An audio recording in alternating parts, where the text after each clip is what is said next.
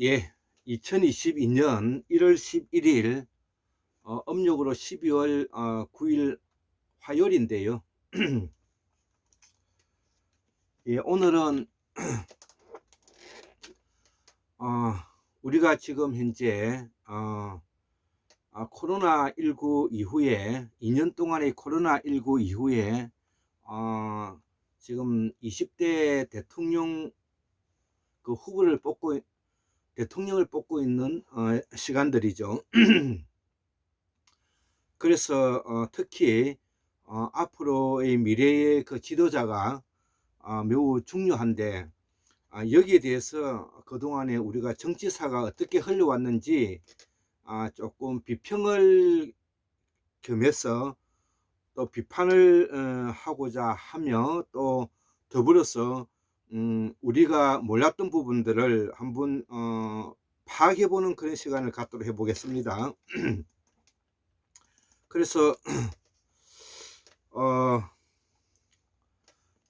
정치 산책 42번째로서 그 지난 100년 동안에, 지난 100년이죠. 그냥 일제시대를 포함해서 지난 70년을 포함하면 100년이 되는 것이죠. 지난 그 100년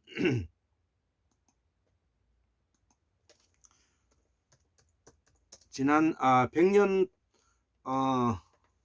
동안에 있었던 우리의 권력 집단의 이동 변화를 함께 설명을 하고, 또 그들의 주체들이 어떤 이유로 오늘날에 이르렀는지 이걸 함께 설명하고자 해봅니다. 자, 그래서 지난 100년 동안에 일제 식민 시대를 포함해서 산업화 세력과 군부 독재, 또 검찰 카르텔, 법원 카르텔, 법조인의 카르텔이죠. 이들과 더불어서 또 언론 카르텔, 그 다음에 금융 카르텔, 이런 모두가 총망라된 것이 지난 100년 동안의 우리의 정치 권력 사회고요. 이 속에서 마지막 충청도를 중심으로 해서 이루어져 있는 윤석열을 내세운 검찰 쿠데타가 지금 현재 진행 중이라는 것입니다. 자, 그래서 이 윤석열은 충청도가 내세운 검찰 쿠데타의 아바타인데요. 자, 그러면 왜 제가 이 충청도가 내세운 검찰 쿠데타냐 이렇게 이제 표현을 하느냐 하면, 우리가 영남 사람들이 중심이 되어서 우리가 개발도상국 국가를 이어오면서 매우 어려운 처지와 빈국에서 이념 대립과 더불어서 남북 분단 속에서 민주화의 열기와 더불어서 우리가 또 산업화를 해야 된다는 그런 이유로 인해서 박정희의 군부 쿠데타가 일어난 것이죠. 그것이 민주주의는 억압으로 비춰지게 되는 것이고요. 또 세계 역사적으로는 우리가 1960년도에 있었던 4.19 혁명은 매우 세계사적 민주화의 큰 종적이다, 이렇게 또 설명할 수가 있는 것이죠. 그래서 한편 이유는 어찌되었든 명분을 가지고 산업화 개발이라는 이유로 또 군사 쿠데타를 해서 일정한 부분에 우리가 성공한 부분은 있죠. 그렇지만 궁극적으로 이 군사 쿠데타를 통해서 이 산업화의 그 권위주의 시대로 나아갔다는 점은 우리가 문명국가를 이끌어가는 우리 한국 사회의 오랜 그 역사에 비춰볼 때 이거는 부당한 일입니다. 자, 그래서 그 이후에 또 전두환 노태우로 이어지는 신군부 쿠데타는 더 말할 것도 없고요.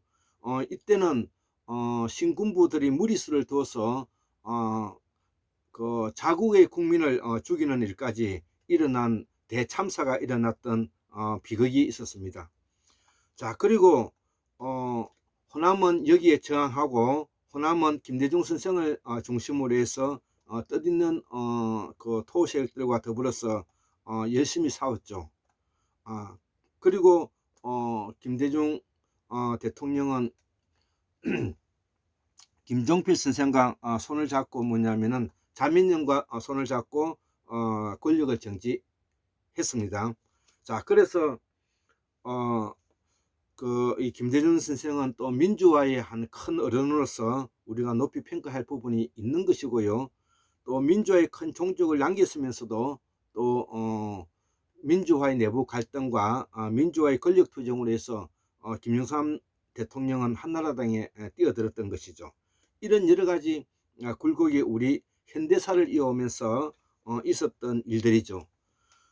그리고 더불어서 김대중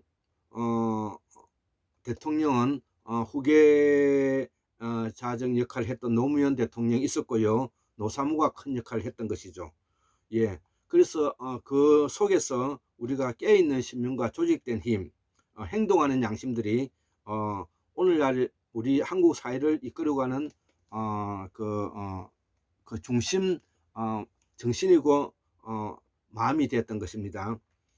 자, 그리고 난 이후에 다시 이명박 대통령과 그 다음에 박근혜 대통령 이어지는 그 보수 우파들이 권력을 잡으면서 또 우리 한국 사회가 그 민주화에 역행하는 그런 결과를 낳게 되었고, 궁극적으로는 새빨간 거짓말쟁이인 이명박 대통령이 당선이 되고 또 박근혜 대통령은 탄핵으로 쫓겨나는 그런 비극을 맞게 된 것입니다.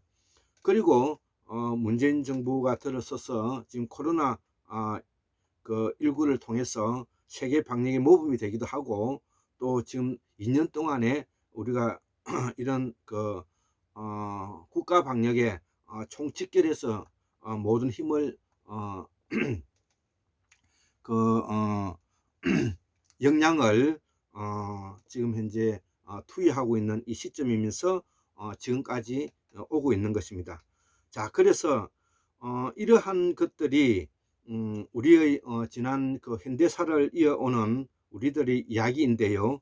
자, 그러면 여기에는 그 권력의 중심 집단이 있다는 것이죠. 바로 영남을 중심으로 하는 군부 구테타와 신군부 세력과 그 다음에 호남을 대표하는 김대중 선생과 그를 뒷받침해 주었던 토 세력들, 그리고 충청도에는 라마다 르네상스 호텔인 지금 삼풍 백화점이 무너진 그 자리죠. 검찰청이 바라다 보이는 바로 라마다 호텔에서 그 조나무 회장을 비롯해서 그 삼부토건을 중심으로 했던 충청도 부여 공주가 중심이 되어 있는 권력 집단이 있었던 것이죠.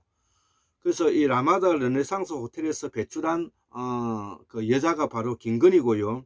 그 김건희의 뭐냐면은 그 아바타로서 윤석열이가 낙점되어 가지고 무소불위의 뭐냐면은 검찰 쿠데타를 감행한 지난 2년 동안에 있어 왔던 역사적인 사실이라는 것입니다. 저 역시도 윤석열이가 조국 법무부 장관을 내치고 정경심 그 교수를 때려잡을 때 저 역시도 여기에 참여해서 적극적으로 뭐냐면 한 거 하고 여기에 대해서 동참해서 오늘까지 오게 됐는데요. 여기에 이 윤석열이가 검찰 쿠데타를 알았던 사람들은 많지 않습니다. 뭐 김어준이라든지 김어준 총수라든지 유시민, 예, 저도 그런 분들을 통해서 또 역사적인 고찰과 관찰을 통해서 이거는 윤석열이 뭐냐면 검찰 쿠데타다 이렇게 제가 단정하였고, 우리가 이 공부하는 그룹에서도 저 역시 요걸 좀 얻어먹었죠. 예, 공부하는 사람이 뭐 정치에 참여해서 윤석열이에 대해서 비판을 하느냐고 저희가 직간접적으로 맞는 조커를 당하기도 했습니다. 자, 그러면서도 불구하고 지금 현재 작금에 이제 막바지 오게 됐는데요. 그래서 우리는 그동안에 지역색을 바탕으로 해서 지역 속에서 우리가 형수를 가지고 있는 관계로 우리들 마음속에는 고향에 대한 그리움이 있고, 또 고향에서 컸던 그런 향수가 우리들이 에 대한 연민이 이제 정이 있는 것이죠. 예, 그래서 고향 사람이 좋고, 또 고향을 사랑하고, 또 부모 형제가 땀 흘리고 어렵게 살았던 고장이기 때문에 더더욱 우리가 좋아하는 것입니다. 그럼에도 이것이 이제 정치적으로 혈연 관계가 되어 가지고 이것이 동문이니 그다음에 고향 사람이니 해서 우리가 문제가 일어나게 된 것입니다. 자, 이것이 이제 고착화 된 것이 바로 영호남 충청에 있었던 권력 집단들의 정체인데요. 오늘은 우리가 영남에서는 권력 집단의 정체를 너무나 잘 알기 때문에 말할 것도 없고요. 호남에서는 또 호남 김대중 선생과 더불어서 토 세력들의 민주화 과정 속에서 또 배신을 때리고 또 나갔던 사람들, 뭐 대표적으로 김경재라든지 그 다음에 한화갑, 그 다음에 그 한광옥이라든지, 그 다음에 박주선이라든지 김경재, 뭐 기타 이런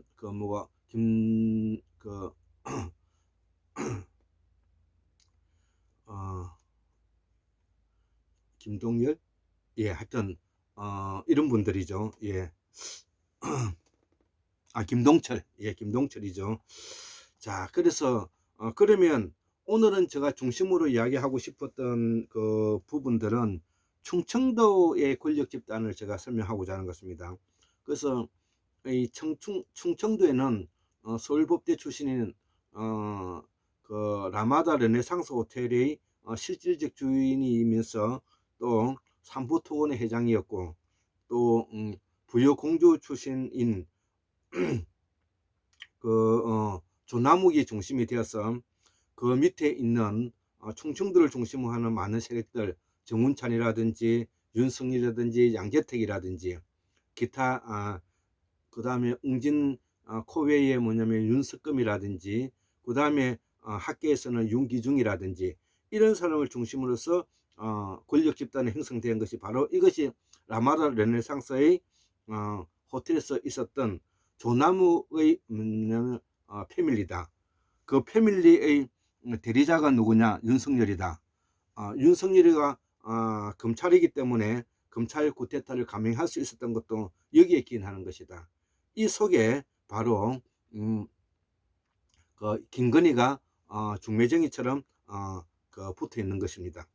자, 그래서 오늘 이러한 내용들을 우리가 충청도가 감행한 그 검찰 쿠데타의 구시대가 이제 종말을 구하고 앞으로의 시대는 충청도, 호남, 그 다음에 영남, 그 다음 경기, 강원, 이런 게 중요한 것이 아니라 바로 개혁 때 반개혁 세력으로서, 예, 개혁 편에 서야 될 사람들이 앞으로 걸어가야 할 마음 자세와 반개혁 세력들이 어떤 일을 저질렀는가에 대해서 이거를 고발하고 이것을 환가하는 이제 개혁 때 반개혁 세력으로서 우리가 이 정치를 이제 내다보고 가야 된다는 것입니다.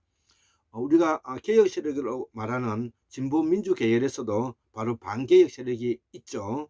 예, 대표적인 사람이 이낙연 국무총리인 것입니다. 그리고 이낙연을 둘러싸고 있는 호남 토 세력들, 호남의 그 문재인을 앞세운 뭐냐면 기회주의자들, 이런 분들이 이 진보 민주 계열 속에서도 반개혁적인 인물들인 것입니다.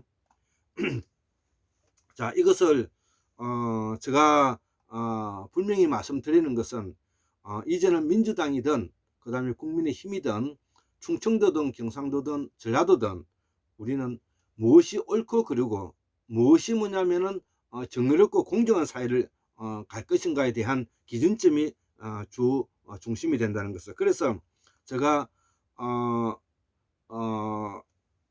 여기에 대한 가장 대표적인 그 이야기가 바로 맹자가 했던 말을 제가 여기에 가져와서 한번 알려드리겠습니다.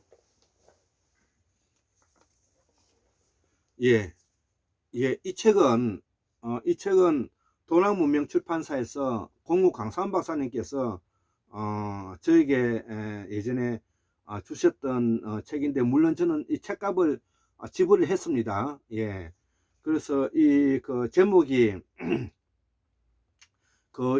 21세기 동양 사피엔스 신해석이라 해가 왕하필왈리 여규인이라 해서 이 제목이 뭐냐면 바로 맹자가 했던 말인데요.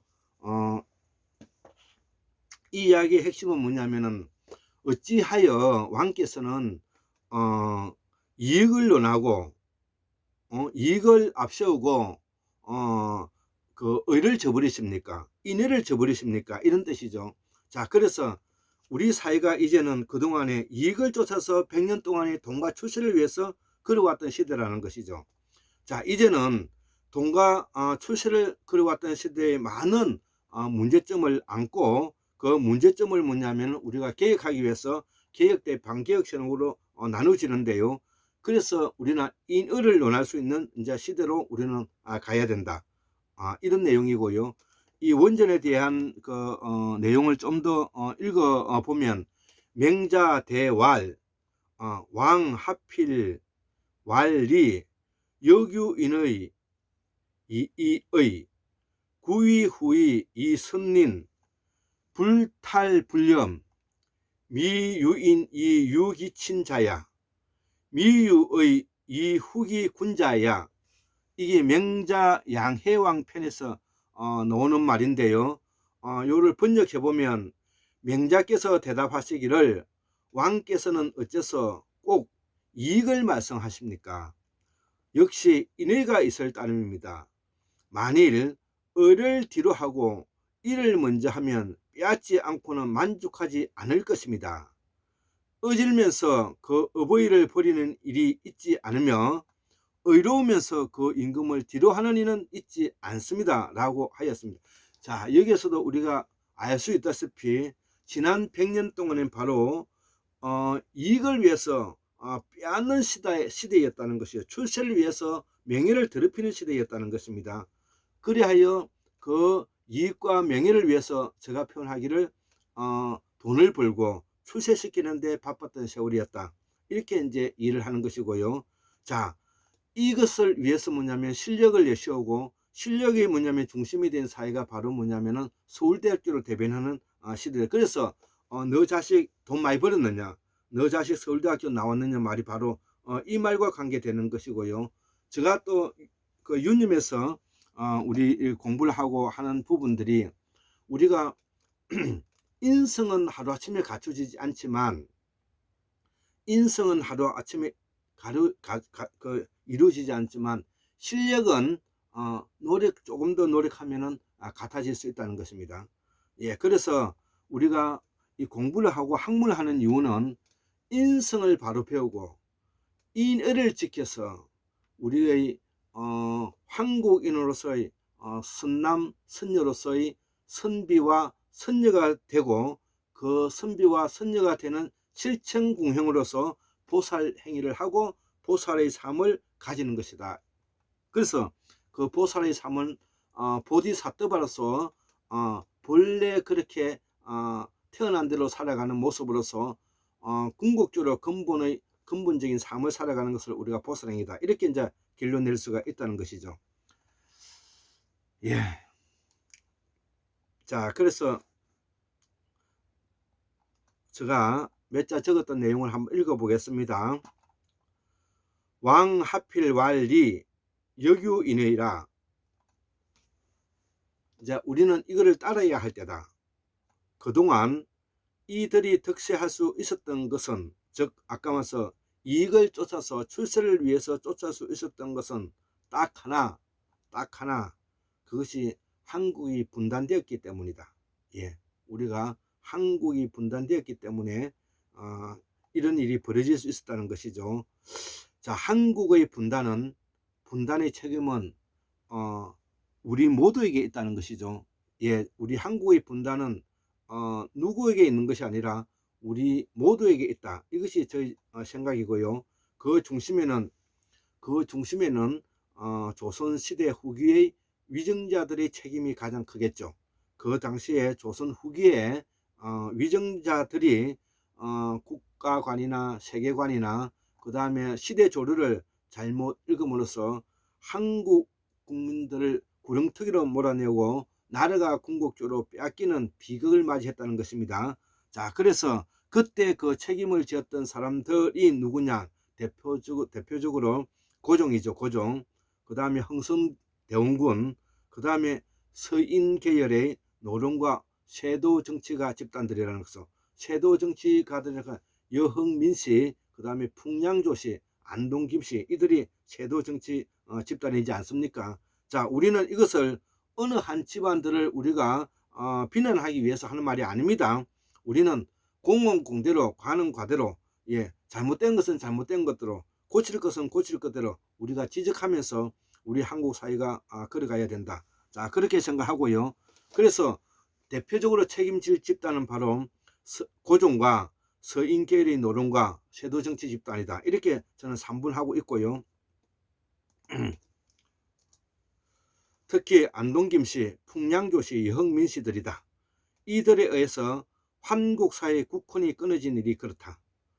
이들은 충청도를 중심으로 하는 라마다 르네상스 호텔을 중심으로 조남욱의 삼부토건 회장을 중심으로 충청도 권력 집단의 중심에 윤석열이가 서 있다는 것입니다. 자, 그러면 조남욱은 누구인가? 예, 삼부토건은 어떤 회사인가? 예, 여기에 대해서는 제가 일일이 말하지 않더라도 앞으로 한번 찾아보시기 바랍니다. 어쨌든 이 조남욱은 부여 공주를 대변하는 그 당시에 최고의 지역 토 세력으로서 권력 집단에 들어가 있다. 이렇게 우리가 알고 있으면 될 것 같습니다. 자, 그래서 여기에 이 바로 풍장조씨잖아요. 그 다음에 여기에 파평윤씨를 대표하는 공주 부여 사람들인 윤기중과 윤석열과 양재택이, 정운찬이, 이들이 권위주의 독재 시절에 충청도를 대변하는 권력 집단이라는 것입니다. 예, 우리는 이거를 몰랐죠. 예, 영호남과 맨날 싸우는 줄 알았는데 알고 보니까 바로 충청도에서도 라마다 르네상스 호텔을 중심으로 해서 검찰청을 중심으로 해서 검찰 쿠데타를 기도했던 세력들이었다. 예, 물론 실패할 것입니다. 영남은 박정희와 전두환을 대표하는 권력 집단이라면 호남은 김대중 선생과 민주화를 위해 함께 하면서 이후 변전한 사람들이다. 김경재, 한화갑, 한광옥이, 박주성, 김경재, 김동철 이들이죠. 이후에 호남의 토 세력들은 민주정부를 흔들고 반개혁적인 사람들이 이들이다. 예, 이들이 대표적으로 천정배라든지 정동영이라든지 기타 후단협을 만들어서 과거에 새천년 민주당을 만들어서 나갔던 사람들이 있어. 그래서 그 열린 우리당을 깨고 새천년 민주당을 만들어서 나갔던 호남 토 세력들, 예, 천정배라든지 기타 정동영이라든지 이런 사람들이죠. 김한길 이런 사람들이죠. 이런 사람들은 반개혁 세력들인 것입니다. 이 사람들은 민주화를 가정한 호남의 반개혁 세력들이다. 이렇게 이해하셔도 되는 것입니다. 또 한편 기회주의자들이다. 예.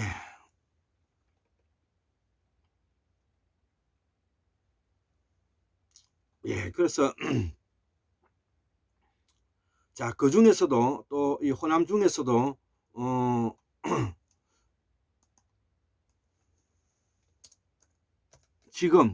지금의 영광 출신의 전라남도 영광이죠.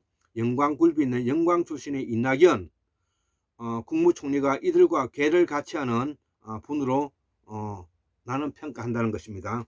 예, 만약에 이낙연 국무총리가 호남의 대표하는 명주로서 매우 개혁적 인사로서 공정하고 민주적인 그런 사람이었다면 얼마나 좋았을까. 그럼에도 불구하고 이분은 그런 위인이 아니기 때문에 호남은 이분을 버려야 하는 것입니다. 그리고 호남은 새로운 그 진보 민주 계열의 인물들을 새로 키워서 앞으로 뭐냐면 대통령도 만들고 호남을 대변할 수 있는 그런 훌륭한 사람들이 나오기를 저는 기대합니다. 이들의 기득권을 지키기 위한 막바지 발악이 이번 20대 대통령 선거다. 우리는 정치에 대해 알지 못한다. 알고 있는 지식인인 교수와 학계를 대표하고 언론에 종사하는 사람들이 침묵하고 일관하고 레거시 미디어 엘리트 기자들이 반개혁적인 이유는 먹고 살기 위해서 회사에 충실해야 되는 이유다.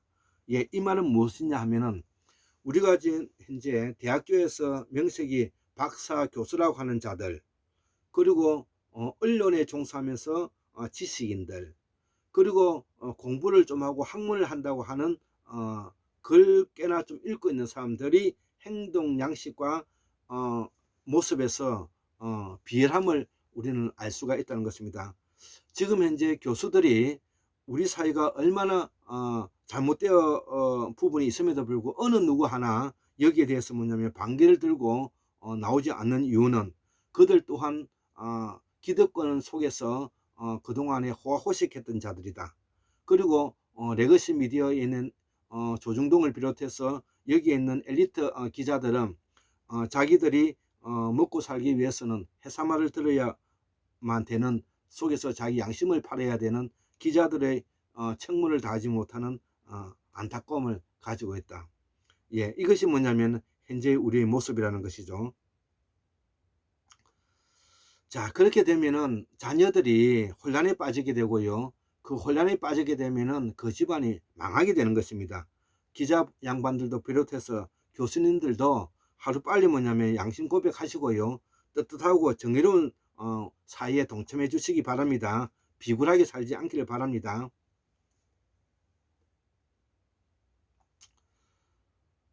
자, 이들은 이때부터 지식인의 양식을 저버린 이익집단이 되어 보는 것이다.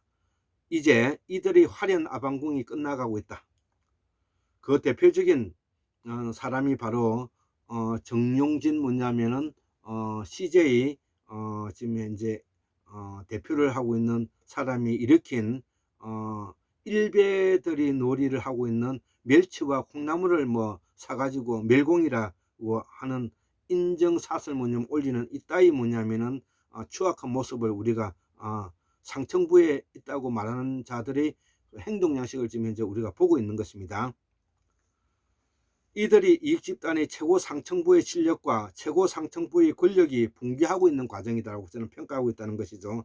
자, 이제 정용진이가 하는 행동과 그 다음에 국민의힘에서 하고 있는 강용석이라든지 김진태라든지 권성동이라든지 윤석열이라든지 장제원이라든지 이런 사람들이 하는 행동을 보면 나경원이라든지 이런 사람들이 이제 하는 최재경이라든지 이런 사람들이 하는 행동을 보면 이준석이라든지 이런 사람들이 하는 걸 보면 이제 이들이 뭐냐면은 상층부의 권력이 붕괴되고 있는 과정이다. 저는 그렇게 진단하고 있다는 것입니다.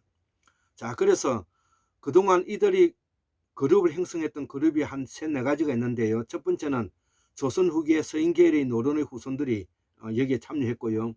두 번째는 뭐냐면 친일 부역자들이 여기에 참여했고요. 세 번째는 군사 쿠데타에 참여한 산업화 세력과 신군부들이 여기에 참여했고요. 네 번째 천민 자본주의에 동조한 아주 뭐냐면은 도만 앞세웠던 졸부들이 여기에 포함되는 것입니다. 그동안에 이들은 잘 살았죠. 자, 이들이 한국의 상층부를 이루고 있는데 강용석을 중심으로 하는 가로세로 연구소와 나경원, 김진태, 조원진의 윤석열로 이어지는 권력 집단, 이들의 무대가 이제 박멸되어 간다는 것이죠. 자, 그 이유는 3가지가 있는데 하나는 박멸되어 가는 이유가 이제 하나는 박근혜 탄핵에 있고요. 또 하나는 코로나19라는 국가 뭐냐면 방역 재난 상태를 맞이했다는 것이고, 세 번째는 세계적인 전염병이 창궐이고, 마지막으로 우리가 디지털 시대의 개인 미디어 완성, 즉 유튜브 시대가 도래했다는 것입니다. 이 3가지에서 이제 과거의 기득권 세트는 이제 박멸되어 가고 있다는 것입니다. 자, 그렇기 때문에 이제는 개혁과 반개혁 세력으로서 우리 국가가 뭐냐면은 재편성되고 있는 과정이다. 예, 보나마나 이재명 대통령이 되는 것이고요. 이제 윤석열은 서디사 뭐냐면 권력의 아픔을 권력의 뭐냐면은 종말자로서의 아픔을 느끼게 될 것을 지금 현재 기다리고 있는 중입니다. 자, 그 중에 마지막 개인 미디어의 정보 공유가 이들의 시대가 끝나고 있다는 것이죠. 이들은 이제 다시 신분 세탁을 하게 될 것입니다.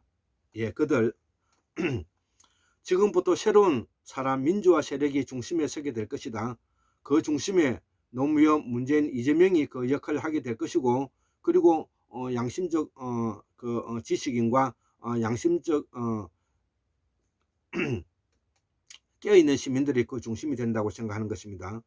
이번에 윤석열의 검찰 부태타는 조남욱이 기획이고 김건희는 이를 대리하고 윤석열이 아바타 인셈이다. 윤석열은 이제부터 권력의 차디찬 고통이 올 것입니다. 권력과 학문이 다른 점은 권력은 분명히 거기에 대해서 응징이 있다는 것입니다. 조국 선생과 조국 교수죠. 조국 선생과 정경심 교수가 느끼는 몇 배의 고통을 앞으로 이제 갖게 될 것이라는 것입니다. 이것이 권력의 속성이니까요. 윤석열이 밑에서 침묵한 한국의 검찰청의 흑역사에 비루한 검사로 너희들은 조롱이 되어 남을 것이다. 소 팔고 논 팔아 검사 판사가 이렇게 비루한 인간으로 남을 고통을 알게 될 것이다. 이죠. 논 팔아. 소 팔고 논 팔아서 공부 잘한다고 서울에 올려가고 고시 합격해놨더니 결국은 뭐냐면은 윤석열이 밑에 들어가 가지고 비루한 뭐냐면은 검찰 나부랭이가 되어 가지고 검찰장이 되어 가지고 여기에 뭐냐면은 모여 있는 모습을 보면 가히 참 웃음이 납니다. 국민이 부여하는 국가 권력을 남용한 그 대가를 받게 될 것이다. 너희들은 너희 집, 그러니까 여기에 참여하는 검찰장 출신들을 말하는 거면, 그리고 판사의 비도덕한 판사들을 말하는 것이면, 너희들은 너희 집안과 가문을 더럽힌 공정과 정의를 배신한 파렴치한 놈들이다. 너희들의 모습이 바로 거울에 비춰진 윤석열의 그대로이다. 그러면 앞으로 여기에 대한 대안은 무엇인가? 예, 이렇게 이제 제가 그 비판을 했으니까 비평도 나와야 되겠죠. 영호남 충청을 벗어나서 강원 경기도를 벗어나서 개혁과 반개혁 세력의 동참입니다. 나도 영남 사람이지만 내가 살아가는 이유는 명문가를 이루기 위한 공정하고 정의로운 역사편에 서는 것입니다. 개인 출세와 돈과 명예를 찾아 한나라당에 서지 않는 길입니다. 예, 그래서 제가 진보민주 계열의 영남 창녕 사람으로서 부끄러움을 가지고 있고, 여기에 대해서 조금이나마 우리가 이 글을 통해서 또 행동하는 양심으로서 우리가 앞으로 좋은 사회를 만들기 위해서 나아가야 된다, 이런 취지로서 오늘도 아침에 제가 이 글을 올려보는 것입니다. 예, 74,141년 1959년 2022년 1월 11일 화요일 골장 김태수 두 손으로 올립니다. 예, 감사합니다.